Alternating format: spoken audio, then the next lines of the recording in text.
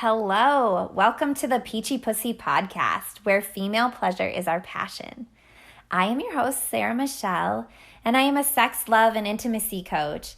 Today, I'm just going to be introducing you to the podcast, who I am, and what I plan to share on this.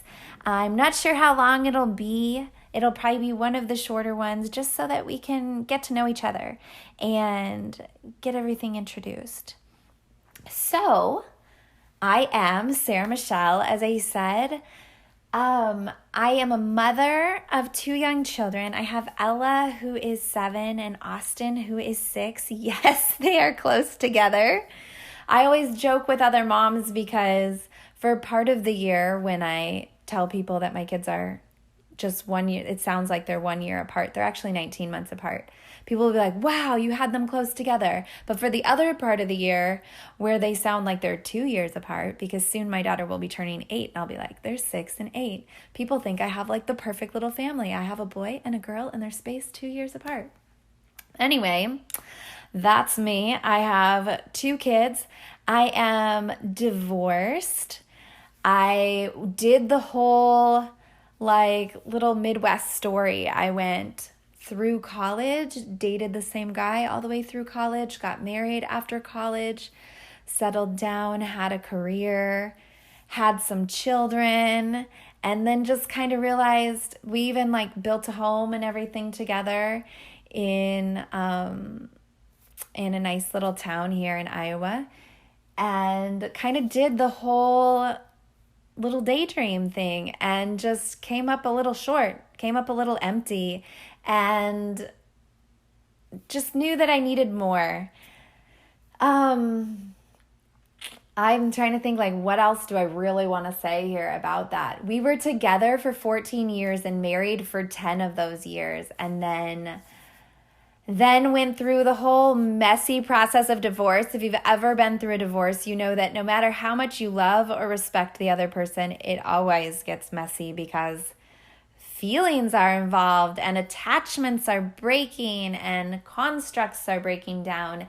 And just all of the future projections you had, all of the plans you had for your life are now just shifting like crazy. So that was messy. We made our way through that, and we are now happily co-parenting our 2 children and living in the same town. So that's kind of my background, my story there as far as how I came into relationship coaching and working with all this sort of stuff. I did want to say too, as far as educational background, I went to college and I did get a finance and economics degree, and then I ended up working, I don't know if you'd call it corporate America or what, sometimes I say that, but technically I worked for the United States government. And I did that career for 6 years, but found myself unhappy there and transitioned out. At the time, I had also a massage therapy degree, and I was planning on transitioning out to doing massage therapy part-time while staying home with the kids. But I quickly found out that wasn't the thing for me. I do enjoy giving massages, and fun fact, my love language is physical touch. However, I just didn't really love giving a ton of massages all the time for income. So I switched into coaching after I came across Louise Hay. If anybody's ever found her work or read her book, You Can Heal Your Life, she's got tons of books, but that was her major, most popular book, You Can Heal Your Life. Well, I read it as I was nursing my first child, so Ella, and it deeply, deeply impacted my life. That was when I realized, wow, I have power over all of this, and I can create the life and the reality that I want. Because in the past, in high school and college, I had gone through clinical depression, even suicidal depression at points. And after college, those next, 4, 5, 6 years or so in there, where I was getting going with my career, getting married, starting to have children, just building my life, I was always in a state of making sure that the depression didn't come back, right? There was always a little bit of fear there and consciousness wrapped up around oh my God, I can't go back into depression. So what do I have to do every day to stay away from the depression? And when I found Louise Hay and all the energy work and stuff like that, that's when things really started to shift for me, because it was like, oh my God, like I don't have to fear depression because I'm actually in control of this. I get to choose on a certain level, if I am ever going to be depressed again, right? And it really empowered me, and it really helped shift and change the focus of my life. So that's just a little background for me. I have been coaching for 5 years now at the time of this recording, and I've been loving it. I started as a business coach because I had been running my massage business, but I transitioned into this sex, love, and intimacy coaching because it's just where my passion is. I love it.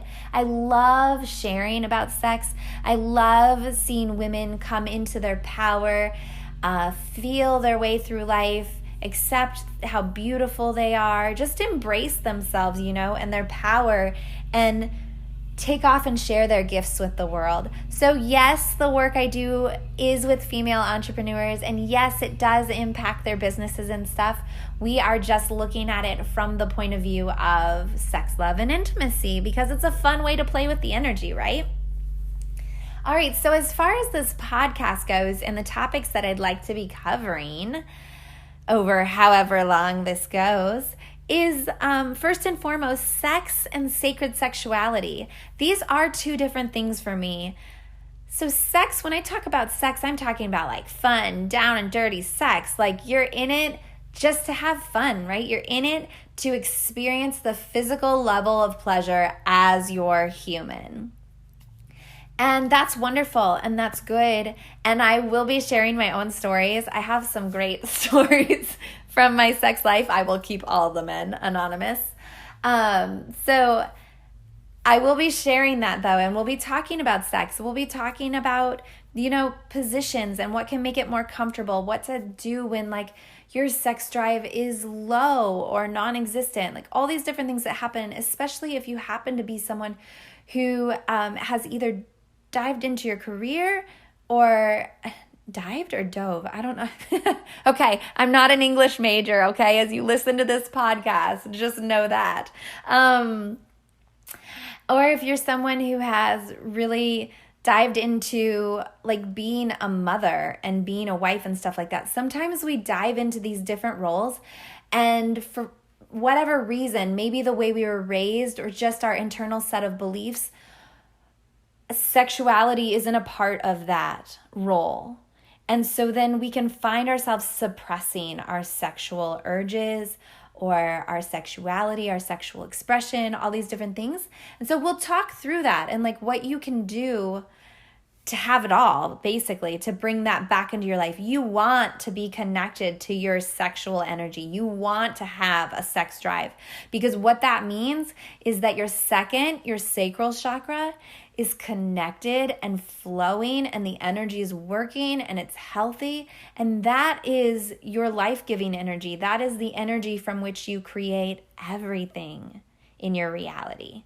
So if your sex energy isn't flowing, other things are dammed up in your life too, like maybe the flow of money, maybe your relationships, maybe your career, maybe just your personal self-expression. All these things are impacted if you aren't connected with a healthy flow to your second chakra.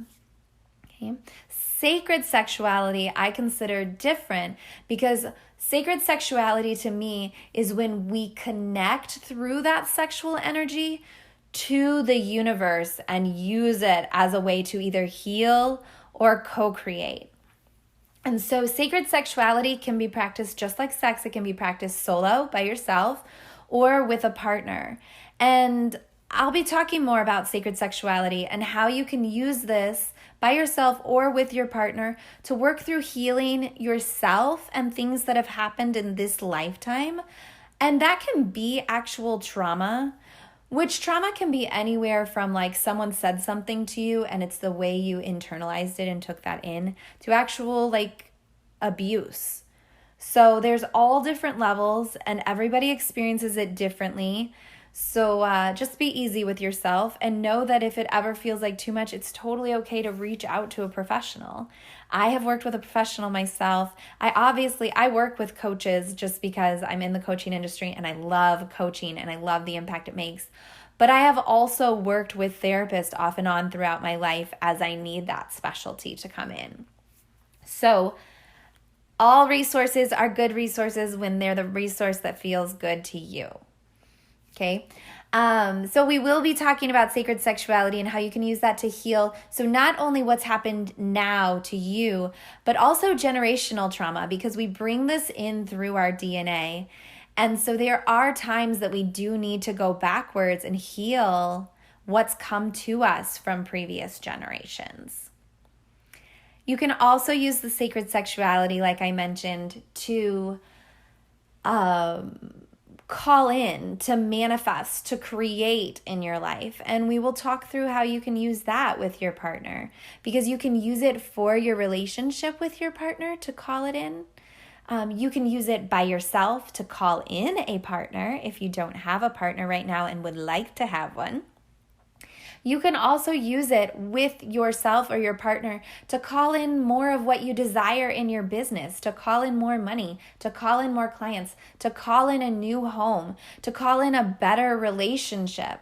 Like whatever it is that you're trying to create there, what you can use is that sexual energy post-orgasm to connect with the universe and co-create. And it's really fun and it's really beautiful. And I know for some of you that's like a bit taboo, because it's definitely different than what most of us were taught through our religions. So that's also some stuff you can work through.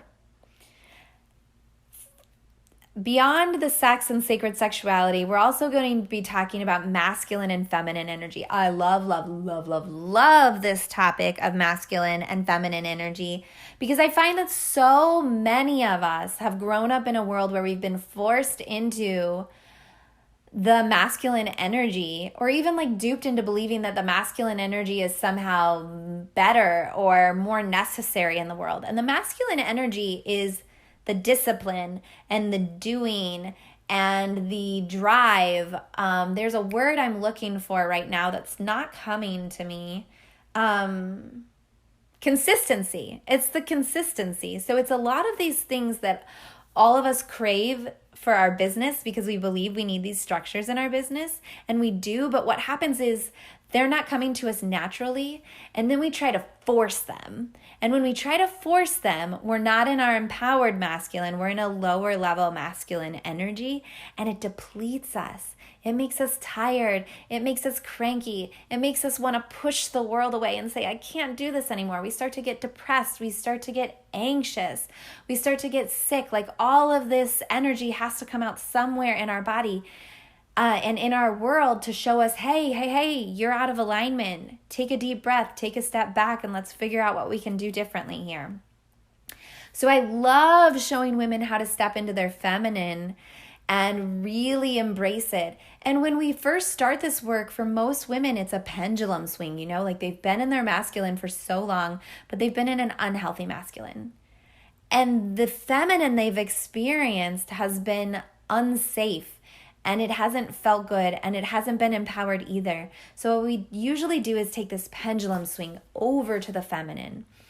And we learn how to empower ourselves in the feminine, how to heal that energy and make it beautiful and make it flow. And the reason we do this pendulum swing is because if you're someone who has a natural feminine essence, that's where you rejuvenate. That's where you feel the most alive. That's where you are the most healthy. So we need to get you back there in order to create this foundation and have you understand it. Once you've created that foundation, then you can swing back over to the masculine, not a full pendulum swing, but you can tap back into that masculine energy and you can start to heal it so that you start to experience the empowered masculine energy. When you start to experience that empowered masculine energy, then you get to a point where you can balance this, right? You can flow back and forth between the empowered feminine and the empowered masculine, and you can use both of them in your life to create everything that you desire. Whether that's a beautiful and loving relationship, or a great business or a healthy relationship with your children, where you're actually showing up as the mom you want to be instead of the monster mom that comes out when you're reacting to the world. So this is masculine and feminine energy, and it's beautiful. It's a huge, huge, deep subject, and it is very personalized, but I love it, and we will be talking about it. The next thing we will be talking about, maybe less so, is human design. And this is a tool that's based in some things like astrology, the Kabbalah, the I Ching, the chakra systems. So you're going to see things as we talk about it that sound similar to other disciplines you've maybe come across. Human design takes your birth time, date, and location to determine when you came through, when your soul came through to incarnate for this lifetime. And it tells us stuff about like how your energy naturally reacts with other people in the world, how people receive you and how you receive them. It tells us stuff about your personality. It tells us how you best make your decisions in the world. You know how people will say things like go with your gut or use your first and most immediate thought. Like these are good if those match your authority, which your authority is in human design what we call your way of making your best decisions. But 50% of the world is an emotional authority, which I am, so I will speak to often. And what that means is that our emotions are constantly ebbing and flowing between highs and lows, between introverted and extroverted, between energetic and withdrawn, you know? And so we can't make a decision based on our gut. Not well, anyway. We can't make a decision based on our first and most immediate thought because these things are placed in different areas of our body. Where we make our best decisions is by allowing those emotions to ebb and flow, and then at some point in the stillness between the highs and lows, our moment of clarity comes through, and that's our decision, right? So it's really important for us to learn about ourselves. And then you can take, once you get to know your design and you get into alignment with it, and you let go of all the ways that like your parents or teachers or society has told you your design is wrong and to do it a different way, but you come home to yourself, then you can start to learn about the designs of your partner or the designs of your children or the designs of your employees, things like that. Because what you can do is start to know how they function best and learn how to interact with them. So for example, if you don't have an emotional authority, but your partner does, you can know that when you go to them and you ask them to make a decision on something big, they're not going to make it immediately, even though you may have the capability to. So it allows us to like understand each other and create a deeper compassion for each other. The next thing I would like to talk about is Feng Shui. This is just something I absolutely love and adore. I just love and adore Feng Shui. If you're not familiar with it, it's the way that we arrange our environment. So our home, maybe our wardrobe, maybe our office, how we arrange it to create an affirmation to the universe of what we desire in our lives. It is not interior decorating, though you can incorporate that at the same time. And the reason that I love this so much is because it's a feminine way to approach manifesting. Because a lot of times with manifesting, we are taught to say affirmations, right? We're taught to correct our mindset and to keep our thoughts focused on what we desire and away from what we don't desire. And our mind and our thoughts, that's all masculine energy. And like I told you earlier, many of us don't have a healthy relationship with the empowered masculine. On top of that, even if you do have a healthy relationship with the empowered masculine, if you're a female and your natural essence is feminine, being in the masculine actually uses your energy. It depletes you. So you can only be there for so long before you need to come back to the feminine and fill up your cup. In the feminine energy, if that's your natural essence, is where you feel enlivened, where you rejuvenate, where you grow from. And so Feng Shui is a beautiful way to be in that feminine energy and manifesting. And I think it's so much fun to teach people how to rearrange what's going on in their environments so that they can create what they actually desire and stop calling in these things that are just giving them trouble in their lives. The final thing that I would like to talk about is energy work. So I told you earlier that I am a trained massage therapist since 2010. And so during that, I also got introduced to energy work, and I have studied many different modalities along the way. Some of them I still use the way they were taught to me. And then I've also just kind of over time, because I've learned so many different modalities and also developed my intuition so deeply, sometimes I just go off the cuff and do what I feel guided to do by like my angels, guides, ascended masters, like my spirit team that I'm connected into, right? But we'll be doing some of that on these podcasts. There will be moments where I'll tell you, ooh, stop and take a deep breath. We're going to release this. Or I'll tell you, let's do some tapping. For any of you that are familiar with emotional freedom technique, EFT, the tapping solution. It kind of goes by some different names depending on who you're learning it from. But, there will be times where we'll do different things like that. I do offer energy work with my clients, and I do offer energy work in person if anyone happens to be local.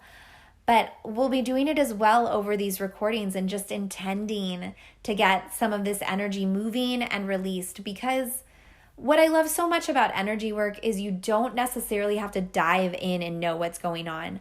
So much of the stuff that runs our lives is happening on a subconscious level, and I don't believe that we always have to bring it to a conscious level in order to heal it. In fact, sometimes bringing it to the conscious level is detrimental to us, because then it gets wrapped up in our mind and it becomes a story, and it gives our ego juice, it gives our ego something, ammunition, I guess maybe is what I should say there.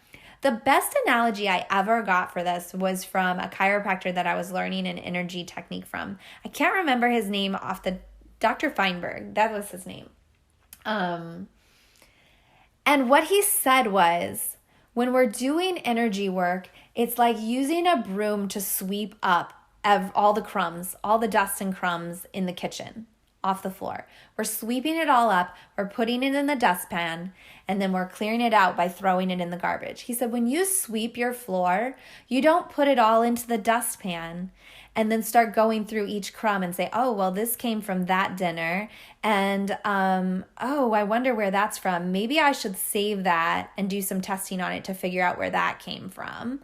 And he's talking about all of it's like we don't go through all of those things. We just sweep it up and throw it away. And that's the beauty and the power of energy work, is you're just going through your subconscious, sweeping all of this trash up that you don't need anymore, that's no longer serving you, and you're releasing it back out to the universe. And you're allowing the universe to transmute that energy that's no longer serving you into an energy that can serve someone else, right? So it's a beautiful process, and we'll be using it here. That is everything that I wanted to share with you today on this podcast about me and what you can expect from this podcast. In the future, there will be more storytelling and hopefully a heck of a lot more belly laughs, because it's just fucking fun to be playful, right? But that is what I have for you today. So thank you for joining me on the Peachy Pussy podcast. For more fun between episodes, join our conversation in the Facebook group. Our Facebook group is called the Peachy Pussy, Living with Pleasure, Passion, and Purpose. And if you want to know more about how you can work with me, head on over to thepeachypussy.com to view my latest offerings. Goodbye for now. I'm sending you so much love and happiness. Mwah!